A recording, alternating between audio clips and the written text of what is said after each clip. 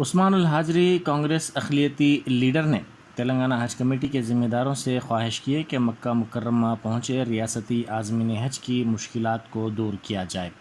ان سے جو بھی سہولیات کا وعدہ کیا گیا تھا وہ پورا نہیں کیا گیا ہے۔ 200 عازمین حج کے لیے ایک واشنگ مشین اور صفائی کا بھی کوئی مناسب انتظام نہیں ہے۔ جن قادم الحجاج کو بھیجا گیا ان کو رہنمائی سے متعلق معلومات نہیں ہیں۔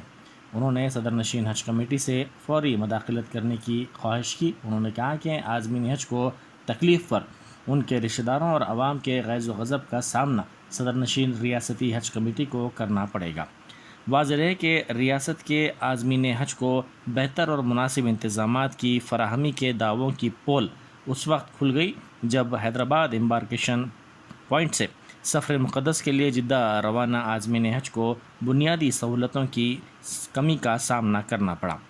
حیدرآباد کے عازمین حج نے اس سلسلے میں ویڈیو جاری کی جو سوشل میڈیا کے مختلف پلیٹ فارمز پر تیزی کے ساتھ وائرل ہو گئی۔ اس ویڈیو میں غوث علی نامی عازم حج نے کہا کہ جدہ میں سم کارڈز کارکرد نہیں ہیں، ان کی مدد کے لیے کوئی بھی دستیاب نہیں ہے۔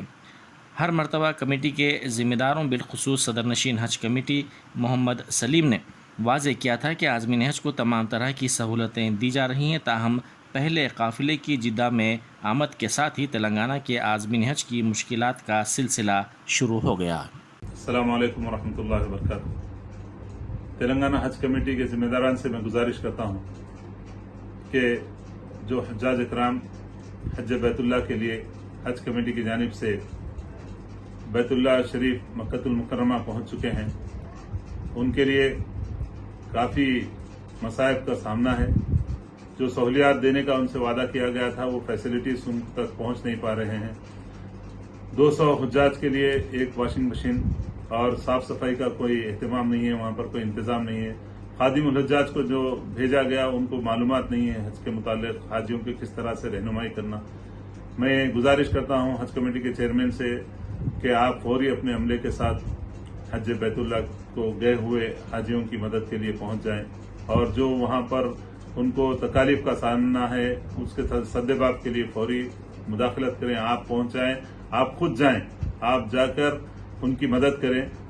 میں کسی پر تنقید کرنا مناسب نہیں سمجھتا، یہ وقت نہیں ہے۔ اگر ان بزرگوں کو مزید تکالیف اسی طرح درپیش رہیں گی تو ہم بڑے پیمانے پر، ہم ہی نہیں بلکہ ان کے رشتہ دار جو بزرگ وہاں پر پہنچے ہوئے ہیں، آپ کو پیسے دے کر گئے، فری میں نہیں گئے۔